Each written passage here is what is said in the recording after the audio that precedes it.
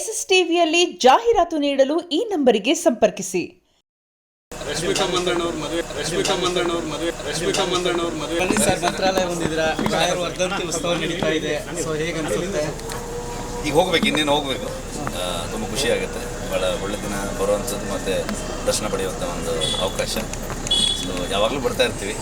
ಈ ಸಂದರ್ಭ ಕೂಡ್ಕೊಂಡು ಬಂದಿರೋದು ತುಂಬ ಖುಷಿ. ಅಲ್ಲ, ಈಗ ತಾವು ದೈವದ ಬಗ್ಗೆ ಫಿಲಮ್ ಮಾಡಿದಿರಿ, ಈಗ ಜೈ ಹನುಮಾನ್ ಅನ್ನುವಂಥ ಸಿನಿಮಾ ಮಾಡ್ತಾ ಇದ್ರಿ.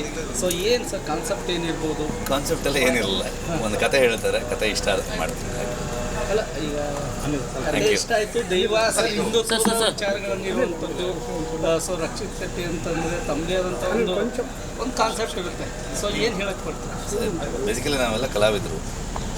ಒಂದು ಕತೆ ಬಂದಾಗ, ಒಂದು ಪಾತ್ರವನ್ನು ನಿಭಾಯಿಸುವಂಥ ಒಂದು ಅವಕಾಶ ಸಿಕ್ಕಿದಾಗ, ಅದು ಒಳ್ಳೆ ನಿರ್ದೇಶಕರು, ಒಳ್ಳೆ ನಿರ್ಮಾಪಕರಿದ್ದಾರೆ, ಅದನ್ನು ಮಾಡುವಂಥ ಆಸೆ ಪ್ರತಿಯೊಬ್ಬ ಕಲಾವಿದರಿಗಿರುತ್ತೆ.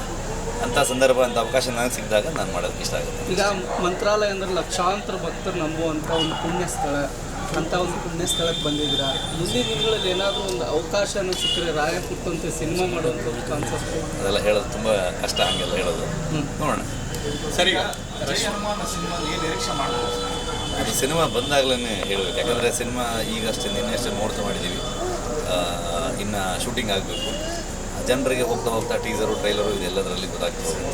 ಅಲ್ಲ, ಯಾಕಂದರೆ ಕಾಂತಾರದಲ್ಲಿ ಒಂದು ನಿರೀಕ್ಷೆ ಇತ್ತು, ಮಂಗಳೂರು ಭಾಗದ ಒಂದು ನಮಗೆ ದೈವ ಜೈ ಹನುಮಾನ್ ಬಗ್ಗೆ, ಒಂದು ಹನುಮಂತನ ಬಗ್ಗೆ ಒಂದು ಸಿನಿಮಾ ಮಾಡ್ತೀನಿ. ಖಂಡಿತವಾಗ್ಲೂ ಅವೆಲ್ಲ ವಿಚಾರಗಳಿರುತ್ತೆ ಅಂತ ಸಾಕಷ್ಟು ಬಂದಿದ್ದಾರೆ ಸರ್. ಅದರಲ್ಲೂ ಈಗ ನೀವು ಮಾಡ್ತಾ ಇರುವಂಥದ್ದು ಕೆಲವು ಕಡೆ ಜನರಿಗೆ ಹೆಚ್ಚಿನ ನಿರೀಕ್ಷೆ ಇರುವಂಥದ್ದು. ಏನು ಹೊಸದಾಗಿ ಏನಾದರೂ ಅವ್ರಿಗೆ ಇಷ್ಟ ಆಗೋಂಥ ಸಿನಿಮಾ ಆಗುತ್ತೆ ಅಂತ ಹೇಳ್ಬೋದು.